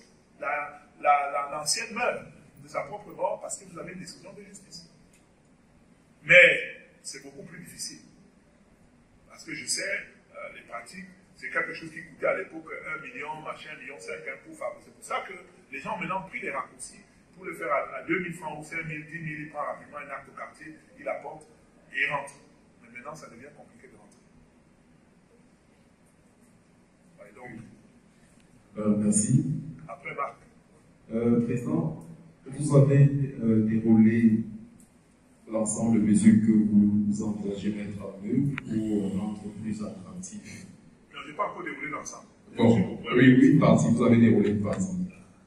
Parce que jusqu'à présent, je n'ai pas encore vu la place que vous accordez, par exemple, aux anciennes gloires, si je peux appeler ainsi, ou des lions qui peut-être manquent dans le jeu et qui auraient envie de revenir au Cameroun. Par le passé, on brandissait comme argument le fait qu'il n'y ait pas de stade gazonné. Aujourd'hui, les stades sont là. Est-ce que vous, dans ce programme, vous avez prévu un mécanisme pour faire revenir ces joueurs qui parfois préfèrent aller au Rwanda, à RCA, où on a tellement de joueurs camerounais à l'équipe nationale de RCA? Je veux bien comprendre la question. Vous parlez de faire revenir les anciens joueurs. Quand je dis anciens joueurs, c'est peut-être des joueurs qui ont pris leur retraite internationale, mais qui sont toujours actifs. Ils ont pris leur retraite internationale. Puisqu'ils ne sont plus avec l'équipe nationale, mais qui restent actifs avec leur club, qui sont toujours compétitifs. Des joueurs qui sont toujours compétitifs, mais qui n'ont pas le club et qui souhaiteraient relancer leur carrière. Mais qu'est-ce que nous on va faire? C'est-à-dire que maintenant la fédération va aller négocier les contrats avec les joueurs, je ne comprends pas. C'est au club. C'est les clubs qui doivent se débrouiller. Mais bien sûr, c'est à chaque club de mettre en place le mécanisme de la politique pour recruter les joueurs qui veulent. C'est pas à nous la fédération. Mais si ça continue à être attractif pour les gens. Oui, et après, qui va prendre l'engagement de le payer? C'est à chaque club de mettre en place un mécanisme. Nous, on crée le cadre vous permettant de vous valoriser. Mais maintenant, vous vous développez pour arriver à votre objectif. À vous, ce n'est pas à la fédération de le faire. Oui, Marc et après. En France, avec l'UNFP, oui. Pour les joueurs qui sont au chômage. C'est pas ce que vous voulez dire. Ça, c'est autre chose. Mais ça, c'est le SINAFOR qui doit le faire. L'UNFP, ce que l'UNFP fait en France, c'est le SINAFOR qui le fait. C'est-à-dire qu'à la fin de la saison, comme ça, je crois que le SINAFOR même le fait. Le SINAFOR le fait, ils font un regroupement, ils entraînent leurs joueurs pour leur permettre d'être compétitifs, pour être recrutés par les clubs. Voilà. Oui. Ma préoccupation participe toujours du développement du football, mais je ne sais pas trop si au fil qui est. Allez-y, on pose la question. Ok, c'est davantage un plaidoyer parce que dans notre environnement, il y a une presse qui se nourrit essentiellement des chiffres, mais malheureusement aussi, on a une fédération qui est un peu très, je vais dire quoi, qui est réfractaire à donner des informations qui ont un rapport avec le numérique, avec les chiffres. Et donc, ça fait en sorte que, des fois, on a la presse qui spécule autour des contrats chiffrés lorsqu'il y a peut-être une signature d'un contrat ou signature d'un partenariat, un contrat de sponsoring. Donc, moi, je pense qu'il y a des données que vous pourriez à l'avenir mettre à la disposition de la presse. Lorsque la fédération signe par exemple un contrat avec MTN, divulguer les chiffres. Divulguer les chiffres pour plus de transparence, laisser le soin aux journalistes de connaître les chiffres, tout au moins, pas dans les détails, mais tout au moins, ce qui va, voilà, l'enveloppe globale pour tous les partenaires. Là, ça évite qu'on aille dans tous les sens et que chacun se crée dans son esprit, son chiffre. Ça crée de l'embrouillamini dans l'opinion publique. Alors, vous n'avez pas besoin d'aller à la direction marketing, je vais vous répondre. Premièrement, malheureusement, les contrats ont des clauses de confidentialité. Et dans le cas d'espèce, les contrats que vous citez, MTN, ont des clauses de confidentialité qui exposent l'une des parties, où chacune des parties a des sanctions en cas de divulgation. C'est là que vous devenez journaliste. Je peux vous dire que les contrats des joueurs que vous voyez dont les montants sortent ne sont jamais les montants réels donnés par les concernés. C'est un travail journalistique. Mais c'est au moins des montants donnés d'accord partie. Je vous dis non, je vous dis que c'est les journalistes qui, dans leur investigation, proximité avec les acteurs, imaginent, on leur donne, et puis, mais je vous dis, jamais ce n'est le montant réel. Et c'est pour ça qu'il n'y a jamais de démenti, parce que ce n'est pas le montant réel. Vous estimez simplement, voilà, faites votre travail. Faites votre travail d'investigation. C'est vous les potentiels. S'il vous plaît, non, mais écoutez, mais vous voulez donc que la source vienne. Je vous dis, faites votre travail, vous devez avoir la proximité. Si vous avez la proximité avec certaines personnes, elles peuvent vous dire. Je vous donne un exemple. Attendez la fin de l'année, pas la fin de l'année, l'Assemblée générale. À l'Assemblée générale, il y a le budget de la fédération. Elle est obligée de parler de son budget devant les membres de l'Assemblée générale. On va dire sponsor, 7 milliards. Et puis vous allez regarder. MTN était là, Orange était là. C'est comme ça que vous allez faire. Devenez passionné de votre affaire. Devenez passionné de votre affaire. Moi, je suis un passionné. Là où je suis, je peux rester avec vous là jusqu'à 23 heures. Je n'ai pas l'impression de bosser parce que j'aime ce que je fais. Ça se voit. Et j'ai quelqu'un qui me dit, mais on était ensemble, on était au lycée de Boloba. Demandez à mes camarades, j'aime ce que je fais. Donc, je me documente, je fais tout pour que ce que je fais, je puisse le faire de la meilleure des façons possibles. On ne va pas venir vous le donner comme ça. Faites votre travail d'investigation. Malheureusement, les contrats dont vous parlez ont des clauses de confidentialité, on ne peut pas les révéler. Malheureusement.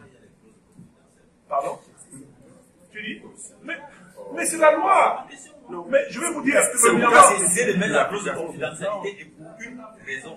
Donc c'est la FECAFO qui a besoin de mettre la clause de confidentialité. Les partis, c'est les partis qui décident. Je vous donne un exemple. Si MTN, d'emblée, vous dit que j'ai mis, vous voyez dans le contrat, MTN a mis 100 millions pour prendre la fédération, le championnat. Moi, je suis Orange. Je ne peux pas déjà 150 millions. En quoi est-ce que ça arrange la FECAFO? Est-ce que vous pensez que la relation avec un client ou un sponsor est uniquement une relation matérielle d'argent? Non. Il y a des relations qui sont des relations de... Vous avez créé un partenariat. Voilà, merci. Vous êtes en confiance. Vous êtes mieux. On ne part pas toujours vers le plus offrant. Ce n'est pas la meilleure solution, non. C'est l'ensemble de l'œuvre. C'est qu'est-ce que vous mettez, par exemple, dans l'activation. Vous pouvez avoir un contrat de 100 millions, mais vous n'êtes pas prêt à mettre 20 millions pour activer le même contrat. Donc, qui va le faire? La fédération va perdre en termes de visibilité. Je suis en train de vous répondre. S'il vous plaît. Moi, je suis en train de vous répondre. Je vous explique. Parce que vous pensez que c'est une affaire d'argent, excusez-moi, j'en fais 2 secondes. La fédération, vous avez 2 sponsors. Un qui vient avec 150 millions, un autre qui vient avec 130 millions. Mais dans le contrat de gars de 150 millions, 1, il est nouveau dans le marché. 2, son envergure est uniquement une envergure ou bien en France, ou bien voilà, il ne prend pas toute l'Afrique, ou bien tout le Cameroun, ou bien même en termes de pénétration du marché local, il a 30%. Mais il vous donne 150 millions. Son budget d'activation, c'est 10 millions. L'activation, c'est tout ce que vous mettez autour pour vendre le produit pour lequel vous avez signé. Et j'ai un autre qui me met 120 millions, simplement. Mais il a un budget d'activation de 40 millions. Et il est partout. Dès qu'il y a un match, il est partout. Qu'est-ce que vous pensez que la fédération va faire? Elle ne va pas aller vers celui qui lui donne plus d'argent en numéraire. Ce sont des éléments qu'on utilise au moment de décider de signer un contrat. Ce sont les choses qu'on est obligé de prendre en compte. Après. Merci beaucoup. Pour répondre à sa préoccupation, vous savez ce qui a tué, je crois que Marc peut aborder dans le même sens, ce qui a tué le cyclisme, c'est parce que les grands prix étaient sponsorisés par des sociétés. Nous sortons un peu du football. Mais la clause de confidentialité a fait en sorte que Guinness ou telle société dit je sponsorise cette cause à 10 millions, prenons le cas. Mais après, on s'est mis à regarder, à faire ceci, à faire cela, et jusqu'à dire, mais non, les joueurs ont gagné tant, les cyclistes ont gagné tant, mais ça ne fait pas 10 millions. Le ministère des Finances s'est même mêlé. On a fait même une émission à STV avec lui pour ça. Il s'est mis à se mêler. Et les sponsors, les sociétés sponsors ont dit, restez avec votre affaire là. Sinon, on ne veut plus. Parce que la société mettait 10 millions et vous voulez entrer dedans, alors que dans les frais d'organisation, la société a prélevé quelque chose pour son organisation. Voilà ce qui a tué le cyclisme, par exemple. Donc, la clause de confidentialité, on ne s'amuse pas avec. Pas seulement en sport, mais partout ailleurs. Ok. Une autre question, on avance? D'accord. Allez, donc on est au football jeune. Là, il est en léthargie. D'ailleurs, il est mieux organisé. Il n'est pas les particuliers. Je crois que le passé vient de terminer le tournoi Jérémy Gita pour les U15, U17. C'est U15, U17. Voilà, U15 et U17. Voilà, donc, il y a également, même à Lille, je crois qu'il y a un tournoi international de Yalaquan, pendant que la fédération, voilà, il n'y a rien. Quelqu'un a parlé des joueurs qui sortent des U17, on en a très peu, quand on voit la visibilité d'un joueur qui parle de sélection inférieure. C'est ce que nous vivons, malheureusement. C'est ça la réalité. Donc, qu'est-ce qu'il faut faire? Il faut restructurer. Il faut restructurer l'ensemble du football féminin. Allier la performance football jeune à l'excellence scolaire, à l'âge requis au football d'élite. Qu'est-ce que ça voudrait dire? Normalement, on a raté un gros sponsor cette année pour le football jeune, justement parce qu'on avait ce problème. C'est que vous ne pouvez pas avoir des jeunes de 15, son critère numéro 1, par la grâce de Dieu, nous espérons que l'année prochaine il reviendra, c'était qu'il fallait que les joueurs aillent à l'école. Vous ne pouvez pas avoir un gamin de 15 ans, sa profession c'est footballeur, ou 17 ans. Ce n'est pas possible. Il doit aller à l'école. Le football doit être une attraction secondaire. Et c'est pour ça que vous voyez qu'il y a aujourd'hui le championnat africain scolaire de la CAF, qui, pour les établissements scolaires, pour les U13 et les U15, pour que ça rentre dans les mentalités que le foot jeune, c'est pour les élèves. C'est pas pour, c'est pour les élèves. Vous ne pouvez pas voir un centre de formation, ils sont en train de s'entraîner le matin. Comment vous faites un centre de formation, une académie, vous êtes en train de vous entraîner à 10 heures? En pleine année scolaire. Hein? En pleine année scolaire, merci. Donc c'est un problème. Il faut donc réglementer ça. Cette année encore, on est en train de se préparer à lancer le football jeune. On espère qu'on va le faire par la grâce de Dieu, on va le faire. Mais l'année prochaine, ça va faire partie des critères sur la morphologie. Il faut qu'on arrive à sortir des vrais jeunes pour le football camerounais sur la durée. Démocratiser la formation des éducateurs, c'est un point essentiel pour le football jeune. Le problème, vous avez vu les vidéos, j'ai vu une vidéo qui circulait sur le net il y a quelques semaines. Un entraîneur qui giflait, un éducateur qui giflait des gamins. C'est pas ça, c'est pas un éducateur. U15, U17, U11, U12, là, c'est pas des entraîneurs, c'est des éducateurs. Donc il y a une mentalité, il y a une philosophie qu'on devrait avoir. Et ça, nous allons y veiller. Mais il faut la démocratiser, il faut qu'il y ait le maximum de personnel formé. Aujourd'hui, ceux qui tiennent lieu de promoteurs de centres de formation ou d'académie sont les bénévoles qui n'ont aucune formation. Nous allons y veiller. Et ça commence par la licence C, le premier niveau de licence au niveau fédéral. L'arbitrage. Président, oui. Ah, pardon. Oui. C'est un partenariat tripartite avec la FENASCO. La FENASCO A, c'est-à-dire celle des établissements scolaires de l'établissement d'enseignement secondaire. C'est relatif.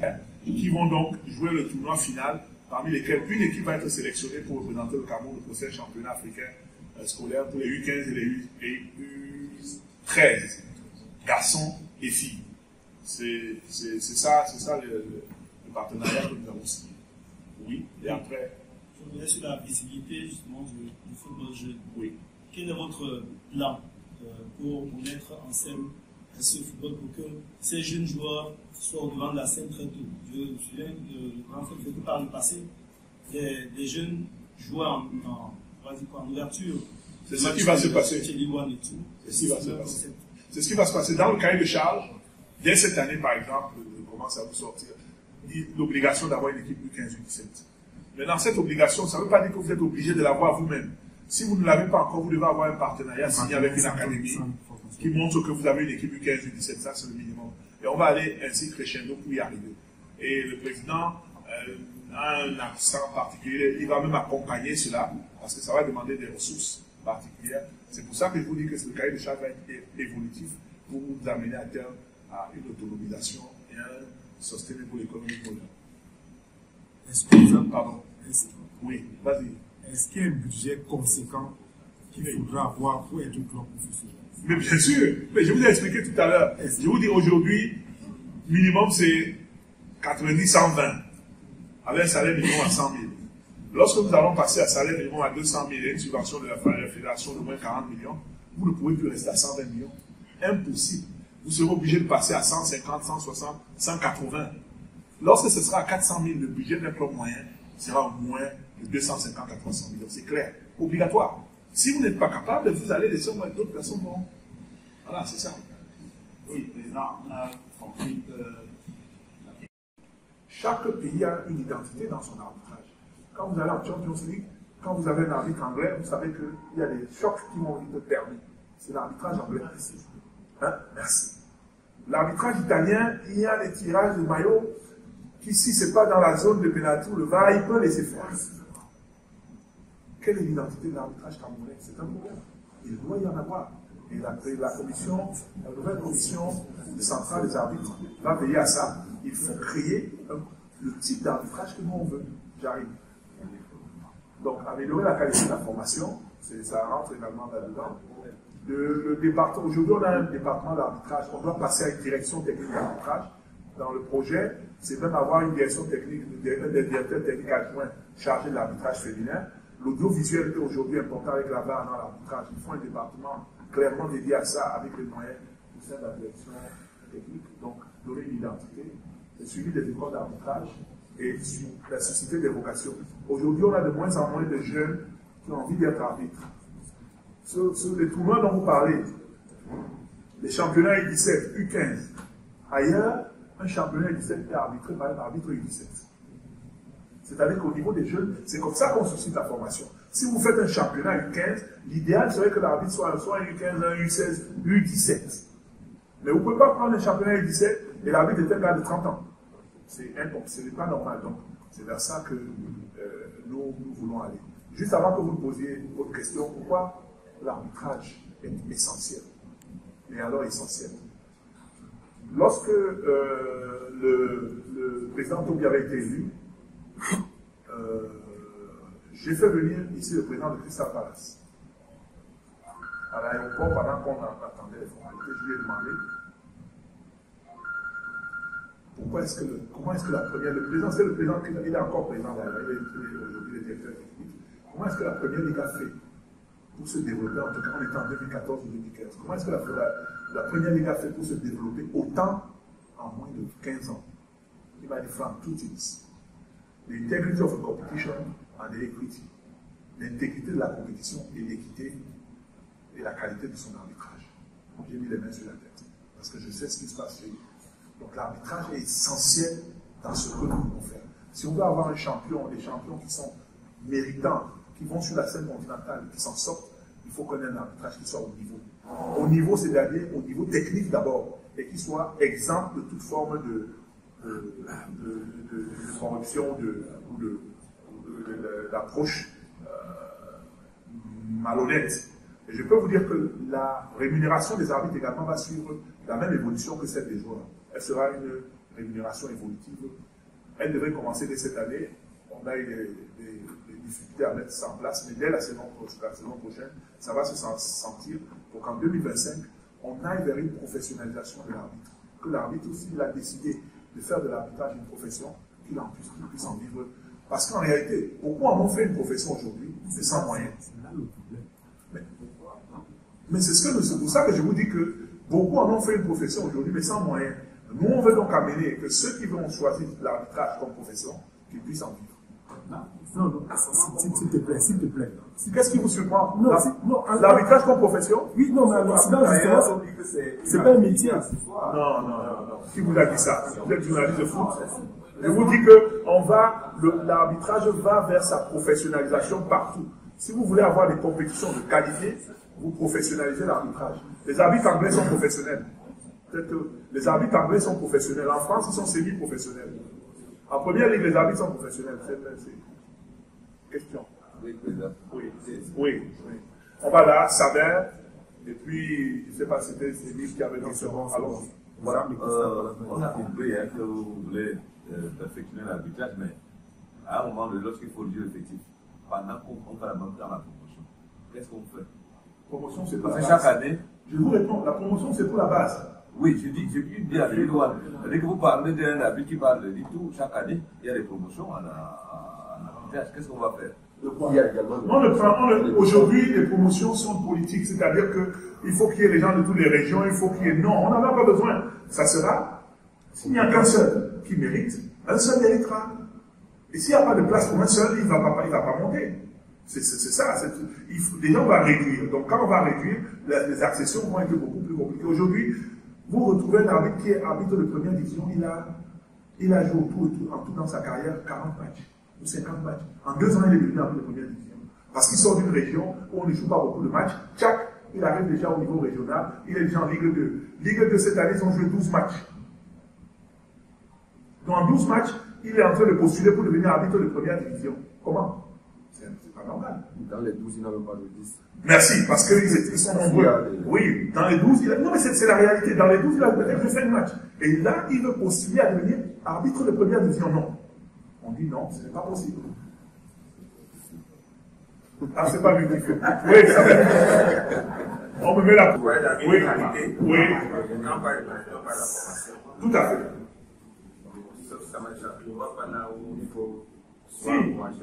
Si, je vous ai dit, améliorer la qualité de la formation. Oui. Bon, peut-être. Oui, suivi des écoles d'arbitrage. Justement. Oui. Votre question dans le cas de l'arbitre, ça doit être abandonné à lui-même, votre général. Non. Non, je vous réponds qu'il n'est pas abandonné à lui-même. Non, peut-être. Non, on sait très bien dans quelles conditions c'est. Vous voulez savoir, est-ce que c'est prévu ces arbitres? Ils sont même deux. Oui, c'est maintenant. Il y a Koum à 17. Koum Christian, pardon. Koum à 17, c'est l'entraîneur. Ils sont deux qui sont dans une situation de précarité, mais, excusez-moi, ça montre encore la dérive dans laquelle nous étions. Comment un arbitre en plein exercice de ta profession, parce que ce n'est pas des gars qui ont eu des accidents, ils allaient jouer des matchs, sont victimes d'accidents, et sont abandonnés par la fédération. C'est extraordinaire. Et le président de la fédération donne 500 000, non, non, il n'y a rien, mais je te donne de ma poche. Mais les arbitres sont assurés. Aujourd'hui, il y a une assurance, responsabilité civile, organisateur et responsabilité civile sportive de la fédération pour tous les acteurs. Et vous avez vu tous les cas il y a eu des cas de fracture de crâne, machin, ils sont pris en charge par la fédération. Ce n'est pas normal. Les gens doivent jouer en ayant l'assurance de que s'il m'arrive un pépin, je ne le souhaite pas, mais que je sois couvert. C'est dans ça que nous sommes actuellement. C'est dans ça que nous sommes actuellement. Et dans la même lancée, nous avons une convention collective qui est en étude avec la Caisse nationale de prévoyance sociale quant au statut particulier du footballeur professionnel. C'est important. Il faut que les footballeurs soient affiliés à la CRDS, mais ils ne peuvent pas être affiliés comme des travailleurs ordinaires à travailler pour 60 mois. C'est 60 mois. Il faut qu'ils aient un statut particulier parce que la durée de vie d'un footballeur, c'est quoi? 6-7 ans. Il faut qu'après 6-7 ans, qu'ils puissent avoir accès à la couverture sociale prévue par la Caisse nationale de prévoyance sociale. Qu'est-ce que tu as fait? Oui. Oui, président, tout à l'heure. Il n'a aucun accord, il n'y a rien avec qui que ce soit, personne ne le tient. Donc lui, il veut simplement savoir la preuve. Et il frappe. On a eu même des situations de soupçon. Il a dit, ouais, est-ce qu'on a la preuve? Si vous avez la preuve, on frappe. Nous, on veut la preuve. Et aujourd'hui, il y a une affaire qui est en cours à la Ligue du Centre. Les instructions sont en cours, les auditions. Vous verrez. Vous verrez. Malheureusement, et quand je vous ai dit au début que ce n'était pas personnel, nous sommes ici aujourd'hui à ce niveau dans le foot à cause de l'échec de la LFPC. Il y a eu un rapport, vous le connaissez, fait par un commissaire de police, commission ad hoc, qui a sorti le nom des arbitres et des présidents fraudeurs. 5. On a pris le dossier. Un rapport qui a été fait indépendant, qui a montré les mécanismes de fraude et de tricherie et d'achat des arbitres et des matchs. On aurait fait ça, on aurait sorti 5 personnes du système. Et on aurait fait peur à tout le monde. Et les gens se seraient rangés. Bon, c'est pas grave, mais ceux qui sont là maintenant le savent. Vous avez vu les derniers matchs? Il y avait une multiplicité d'inspecteurs. Et les inspecteurs officiels envoyés par la fédération, et les inspecteurs officiels envoyés par le président de la fédération.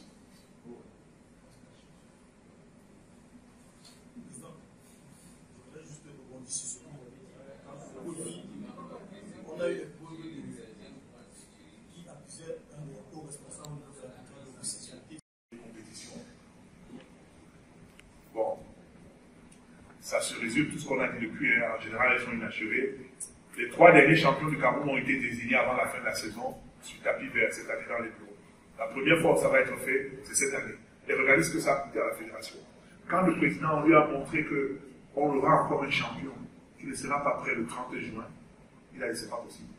C'est d'où le changement de formule avec l'hébergement des joueurs, avec les frais extraordinaires que ça a généré pour la fédération, pour nous amener à avoir un champion. Dieu merci, là la CAF a donné un petit délai, une petite rallonge, mais c'était prévu pour que si c'était pour le 30 juin, on allait désigner le champion le 30 juin, malgré le coup que ça allait avoir sur la fédération. Ça vous montre la volonté du nouvel exécutif d'aller dans la direction de redresser définitivement le football camerounais et lui donner toute la couleur. Donc, les batailles juridiques interminables. Il paraît que les gens vont contester ce championnat ou leur descente, machin, on attend. Mais je vous dis, il n'y a aucun argument. La fédération est prête sur le plan juridique à contrecarrer toute tentative dans ce genre. Pas de prime pour les vainqueurs. Les 3 derniers champions du Cameroun n'ont jamais reçu leur prime de champion. Le vainqueur de cette année sait déjà qu'il recevra 50 millions. L'accompagnement a déjà été fait pour le vainqueur de l'année dernière. Compétition africaine, il avait déjà 50 millions. Contre Sport a reçu pour l'année dernière, promesse du président. Donc, en plus de 50 millions du titre de champion, le gars qui va en compétition africaine a 50 millions de plus, ça fait 100 dans son budget, sur lequel il peut capitaliser. Je vais venir là. Donc, je vous ai parlé de l'intégrité et l'équité de la compétition. La tolérance zéro pour toute forme de fraude, la valorisation des méritants, le resserrement de l'élite pour un relèvement du niveau général. Je crois que je vous ai largement dit ça. Et bataille contre les paris ici. Permettez-moi de me pencher là-dessus 2 secondes. C'est très grave ce qui se passe. Excusez-moi, c'est très grave. Et nous sommes, en tout cas moi je ne le suis pas, mais vous êtes complices. Sachez que c'est permis au football la dénonciation même anonyme. Même à la FIFA, c'est reconnu. Les matchs sont traficotés. Il y a plusieurs méthodes. La première, parce que quand on parle de paris, vous avez une mauvaise perception. Et vous renvoyez une mauvaise perception à vos lecteurs, auditeurs et téléspectateurs. Les sociétés de paris sont autorisées au sport, dans le sport. Il n'y a aucun mal en Angleterre. Je crois qu'il n'y a pas un seul club qui n'a pas une société de paris adossée au club. Tous les clubs ont une société de paris qui est adossée, qui est sponsor. Ce n'est pas incompatible. Il n'y a aucun problème à ça. C'est réglementaire, c'est normal. Ce qui est anormal, c'est que les joueurs jouent et parient sur les matchs de leur championnat, même pas de leur équipe. Ça, c'est joueurs et dirigeants. C'est interdit. Je dis joueurs et c'est interdit. Ça, c'est la première chose. La deuxième chose, et qui se passe, et qui est déjà, je vous le dis parce qu'on vient de le vivre ces dernières semaines, et ça veut dire que ça va aller en empirant la semaine prochaine, il y a 2 choses qui se passent. La première, vous êtes contacté par des sociétés de paris clandestins. Premièrement, les sociétés qui sont vos sociétés de paris que vous voyez, les wallets, les machins, n'ont aucun intérêt à avoir des paris illicites, parce qu'elles vont payer de l'argent. Donc elles n'ont pas intérêt. Qu'est-ce qui se passe? C'est des paris illicites qui se passent en dehors. Soit les gens qui sont au Cameroun ou à l'étranger, en Asie, qu'est-ce qu'ils font? Ils vous contactent. Tonnerre, Colombe. Ils vous disent, écoutez, ce match, Colombe vient de gagner 4 matchs d'affilée. Tonnerre est dernier du championnat, il vient de perdre 5 matchs. Donc il est improbable, normalement, que Tonnerre gagne APGS, Colombe. Mais nous, on veut que Tonnerre gagne Colombe. Il approche les 2 dirigeants, ça c'est la première méthode. Il approche les 2 dirigeants du club, ils vous disent, écoutez, nous, on veut un score de 4-2 en faveur de Tonnerre. Les gains peuvent être de 30-40 millions. Et vous allez vous partager. Qu'est-ce qu'ils font? Ils misent sur la victoire de Tonnerre en masse. Ils peuvent donc faire des gains de 120-130 millions. Et ils reviennent, ils redressent simplement 40. Et ça, c'est ça qui tue le foot. En Europe, ça devient difficile de le faire parce qu'il y a des unités, que ce soit à l'UEFA, dans tous les championnats, pour traquer une hausse anormale de paris sur des matchs. Nous, on n'a pas encore ces moyens-là. On va y arriver. Ça, c'est la première chose. La deuxième, c'est que le président du club peut approcher une ou 2 personnes. Aujourd'hui, les joueurs même ont déjà pris le pouvoir. Ils n'ont plus besoin des présidents de club, même ils misent. Et ils préviennent leurs collègues. Écoute, sur ce match-ci, perdons 3-4. On approche 2 bâtons, 3 bâtons. Ils vont y miser dans les sociétés-là, sur ce score-là. Ils sont les seuls à le connaître. Et ils embauchent la mise. Il faut qu'on mette un terme à ça. Ça tue le foot. Ça, c'est pire que la mafia. Et l'UEFA, la FIFA sont derrière. Il y a une mission de la FIFA qui était ici il y a 2 ans ou 3 ans, à cause de certains matchs illicites qui avaient eu lieu en première division. Je ne vais pas citer les. Si vous êtes informés des bons journalistes, vous allez le savoir. Il y avait 3 scores fleuves de 4-5, 4-3. Qui avaient été bizarres. Donc, j'attire votre attention. Vraiment, je vous dis, ça, c'est très grave. Ça, c'est très grave. Et si nous ne faisons rien, nous allons tuer tout ce que nous sommes en train de faire. Pour que des particuliers qui n'ont même rien à voir avec le Cameroun prennent le gros lot et partent et tuent notre foot. Je tenais vraiment à insister là-dessus. Vos questions. Président, est-ce que, sur cette question de match, est-ce que le fait que 2e, 3e, 4e, 5e club ne soit pas privé ne favorise pas ça? Parce qu'on a aujourd'hui. Ça, c'est une possibilité. Parce qu'on a vu aujourd'hui sur les derniers matchs là, franchement, le public a rempli les stades pour des clubs qui n'avaient plus à jouer. Oh, si un club joue la 4e place et qu'il sait qu'il peut embaucher 50 millions pour la 4e place, ça vaut peut-être... On va y arriver. On va y arriver, c'est clair. Président. Oui. Justement, c'est pas... Vous observez ce qui se passe. Vous commentez, c'est-à-dire vous rendez uniquement ce que vous avez vu, pas autre chose. Appréciez positivement, négativement, ne rien dire pour nuire, ne rien taire pour plaire. C'était notre lettre motivation. Et enfin, accompagner. Parce que quand vous accompagnez la scène, vous verrez, après, c'est pour nous tous. On a besoin de vous. Vous ne gagnez rien à dire que les présidents de club sont des voleurs, c'est des malhonnêtes. Quel sponsor va venir mettre son argent là où c'est des voleurs, c'est des malhonnêtes? Regardez les chaînes de télé, regardez les émissions de télé. Vous faites un métier où vous pouvez faire votre benchmarking. Regardez ce qui se passe ailleurs. Dans combien d'émissions de télé vous avez entendu c'était un voleur, c'était un voyou? C'est pas possible. Comment? Comment? Ce n'est pas possible. Et c'est vous êtes en train de tuer. On vous dit, vous êtes journaliste maintenant, mais vous pouvez être analyste vidéo. C'est des formations qui ne demandent pas, elles sont diplômantes et elles sont professionnelles. Parce qu'il y a tellement de métiers autour. Quand le football marche correctement, tout le monde a du travail. Vous devenez secrétaire administratif d'un club. Vous n'êtes pas obligé d'être Vincent Labrune. Je pense que Pape Diouf était journaliste. Il est devenu président de l'OM. Vincent Labrune était journaliste. Président de l'OM, il est revenu de côté. Il est aujourd'hui président de la Ligue. Et bien sûr. Bien. Je ne veux pas, mais s'il vous plaît. Et c'est pour ça que vous êtes là, nous sommes en partenariat. On a besoin de vous pour développer cette activité, pour la valoriser. En même temps, vous-même, vous êtes valorisés. À la fin, nous tous, on gagne. L'image du championnat, si les grands sponsors arrivent, l'argent entre dans les clubs. Comme on parle de structuration, peut-être vous ne voyez pas. Quand on dit qu'il n'y aura que 16 clubs avec un cahier de charges en 2025, ça veut dire que c'est 16 clubs qui doivent au minimum avoir un team presse. Ça fait 16 emplois. Il n'y aura pas simplement le team presse, il y aura un community manager, comme il dit, pour gérer le site web. Ça en a fait 16. Ça fait déjà 32 emplois. Et ici, on a convoqué, je crois, 30 journalistes. 50. Mais bien sûr, et quand ils vident la presse, mais d'autres personnes prennent votre place dans la presse. Mais comment vous pouvez... Non mais non, là vous faites une discussion de bar. Là vous faites... Non mais c'est vrai, non, sérieux, non, s'il vous plaît. On est sérieux. Là vous faites une discussion de bar. On parle d'un cahier de charge. Vous êtes un salarié de l'équipe. Elle n'est pas payée, elle est sanctionnée au même titre qu'un joueur. Comment vous pouvez parler? On fait un travail sérieux. Non mais c'est vrai, si vous faites ça, ça veut dire qu'on est en train de rien faire. On parle d'un travail sérieux. Et si le joueur est à 400 000, salaire minimum, ça veut dire que le salaire minimum, c'est au moins 250 ou 300 pour ceux qui vont travailler dans le club. Alors, président, oui. Permettez-moi.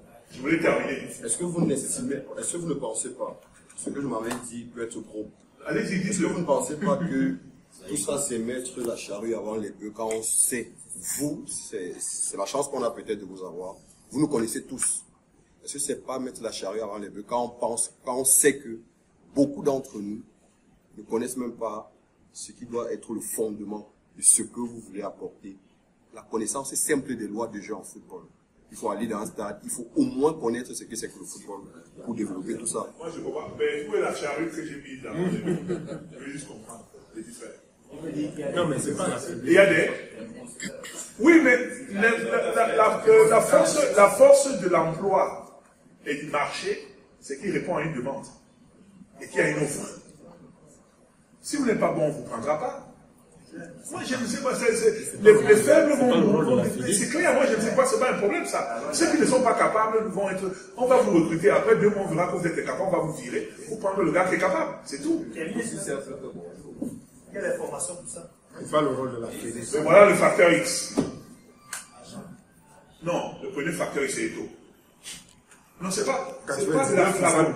C'est pas de la flagonnerie. Le premier facteur X, c'est Eto. Et je vous explique pourquoi. Comment vous faites dans la décrépitude dans laquelle nous étions? Vous ramenez, laissez les sponsors. Je dis MTN. C'est moi qui ai négocié le départ de MTN. Parce que MTN voulait partir sans donner. J'étais vice-président de la Ligue. C'est moi qui ai négocié la clause de séparation. Je la connais. C'était à cause de tout ce qu'il y a aujourd'hui. Eux, ils avaient vu ça il y a 5 ans. Ils sont partis. Et un gars arrive. Mais c'est pas possible. Comment? Dès qu'il arrive dans le bureau, le gars, le DG veut dire se prendre en photo avec lui. C'est ça le facteur X. 99% du cas. MTN s'est engagé, je ne sais pas combien de fois vous avez vu une société qui annonce qu'elle va signer un partenariat avant de l'avoir signé. C'est ce qu'MTN a fait. Le DG de MTN est arrivé en pleine calme. Le président du groupe mondial Afrique du Sud est arrivé au Cameroun pour annoncer qu'ils vont revenir. C'est le facteur X. Ce n'est pas la flagornerie. Le président Eto'o, tous les directeurs vers lesquels on va, les PDG veulent d'abord se prendre en photo. Le deal est assez. C'est fini, il est mort. Quelqu'un vient pour négocier un contrat, toi tu veux déjà faire le selfie. Le contrat est signé. Il nous fait gagner énormément de temps. C'est lui le facteur X. World class, j'ai essayé de dire ça un peu en anglais pour nos frères, nos confrères anglophones. Albert a dit l'expression anglaise. World class footballer unmatchable marketing value. C'est avec ça que j'ai terminé ma présentation à Zurich. J'ai reçu un standing ovation. Parce que ce que je vous ai dit là, j'ai redit la même chose. C'était un projet sur l'union de Douala que j'ai vécu, et les difficultés et la réalité. Mais j'ai dit la chance du Cameroun, et c'est la réalité. C'est ça. C'est qu'il y a un mec qui est là, et que nous avons les stades, que nous avons conçus grâce à la CAN et à l'État du Cameroun. La Coupe du Monde également entre dans le facteur X, parce que ça vous fait gagner en temps, énormément. Quand vous gagnez de l'argent à la Coupe du Monde, vous gagnez 2 ans pratiquement. Donc, un pays comme le nôtre doit aller en Coupe du Monde tous les ans. Tous les 4 ans, il faut aller en Coupe du Monde. Et il faut, comme le président, espérer aller en finale. Ce que vous ne savez pas, si le Cameroun va en finale de Coupe du Monde, 6 milliards. Je ne vais même pas jouer au niveau des clubs. Sachez que s'il y a 2 ou 3 clubs, s'il y a un seul joueur amateur, je pense que chaque club amateur, chaque club qui aura un joueur en Coupe du Monde, il y aura minimum 180, 170 ou 180 000 euros. Pourquoi ne pas imposer 5 joueurs? On ne peut pas imposer, c'est pas l'Assemblée nationale. Ça fait partie. C'est ça, c'est des réflexions. Mais je vous donne juste un élément. Ah non, tu as vu ça où? Bon, tu parles en haute voix, tu as vu ça où? S'il vous plaît, s'il vous plaît, s'il vous plaît. Non, monsieur Kébé, il y a quelqu'un qui a la parole. Bien, donc, voilà, vous me demandez où trouver l'argent. Grand frère, c'est ce mec. Il est incroyable. Il nous fait avancer à des pas de géant. Vous venez, vous avez l'habitude de donner 100 millions. Et vous dites, moi, je ne peux pas accepter 100 millions. C'est moi. Et vous vous retrouvez en train de dire, d'accord, je vais mettre 500. Les brasseries ont multiplié par 5 leur rapport au niveau de la fédération. Le budget de la fédération est passé de 5 milliards à 15 milliards, sans Coupe du Monde. Quand on le faisait, il n'y avait pas de Coupe du Monde. En une saison, même pas une saison, il vient d'arriver. Voilà le facteur X. Vous cherchez les sponsors, vous cherchez les... Voilà avec quoi vous pouvez travailler. Le budget de la fédération est passé de 5 à 15 milliards. Faites le travail pour savoir d'où est sorti tout l'argent. Les clubs ont reçu un double de leur subvention de cette année. À ce moment-là, mais en réalité, c'est le triple des subventions qu'ils ont reçues, quand on fait le vrai calcul. Ça, c'était en comptant les 23 millions de cette année. Et si on fait le décompte en fin, c'est pratiquement le triple des subventions de l'année dernière. Les stades recommencent à être pleins. Il y a des recettes d'entrée au stade. L'espoir est permis. Je vous remercie.